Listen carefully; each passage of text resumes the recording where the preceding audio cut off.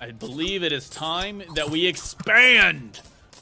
Your farm has expanded again. Now tiles are no longer in a nice row, so you need to find a way to traverse a square. With the while loop, this is simply not possible, at least until you unlock census. It is introduced. Well, good thing we have census. The for loop works just like a loop in the Python called a for loop in some languages. Not to be confused with the C-style for loop, which is a different thing. It must be given a sequence to iterate over. Cool. Currently, the only way to get such a sequence is through a range function. And you can return a start or end value. All right, so we have, or you can alter the step size. So yeah, the range just iterates through it. So we go like range of 3, and then it's gonna go, 2. Just keep in mind there's 0, 1, 2, 0, 1, 2, 0, 1, 2.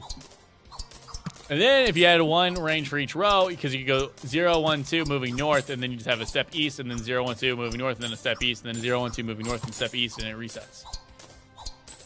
But we have census, so we're not gonna do that.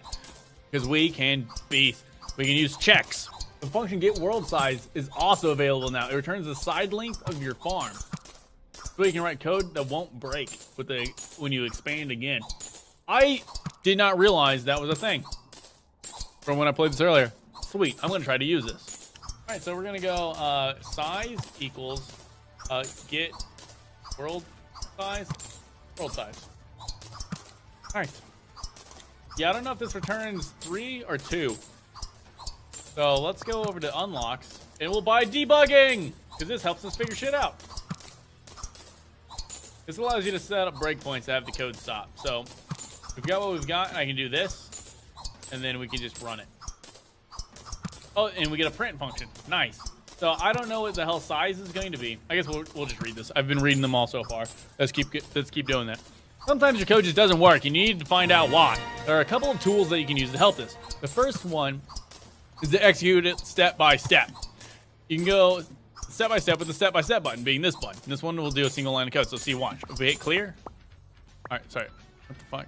Oh, okay, so we gotta stop it. Stop it. Quit it. We're not running no more. All right, so we can go step by step. So first step, we're gonna run clear. We ran clear. Now the next step, we're gonna get the world size. Got the world size, and now we're assigning it here. Nice. And now can I hover over it? I can. Cool. So you can now hover over your variables and see what it says. So it's a 3. But this is 0 based. So that means I'm going to go get world size -1. And now let's step over it. Get world size -1. Assign it to size. Now size is 2. This is good because it's 0, 1, 2. Awesome. So now this can continue running as is. So that's how you can use breakpoints, and they're really, really useful.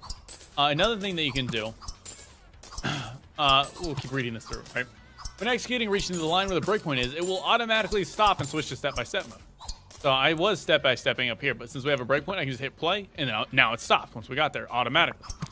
And this is good if I wanted to like check out what was going on position 0, right? I can put a breakpoint there. Boom. Now that we're on position 0, it stopped.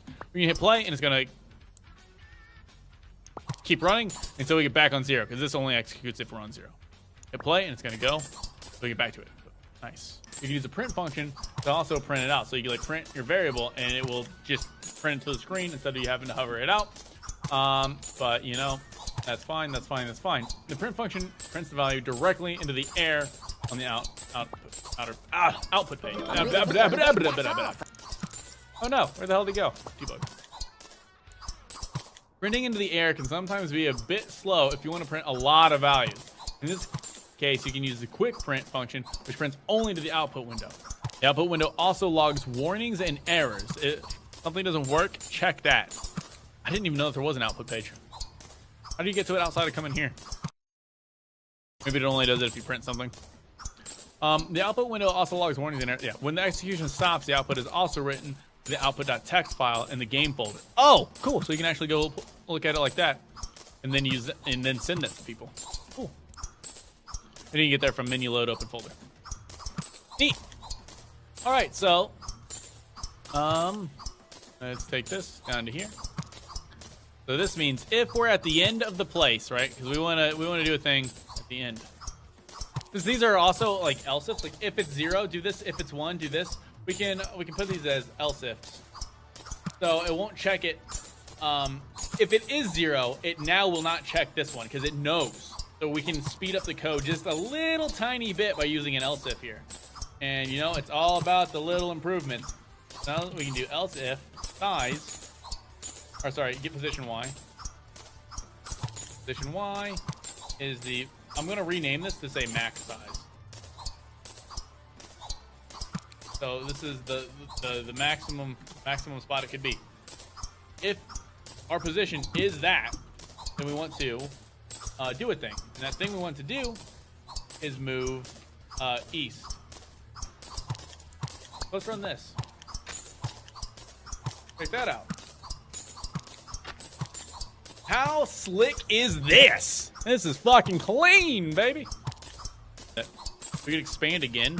Well, if we can, then let's do it. Boom. Now check it out. It just starts working. It's just working with nothing else being done. Amazing.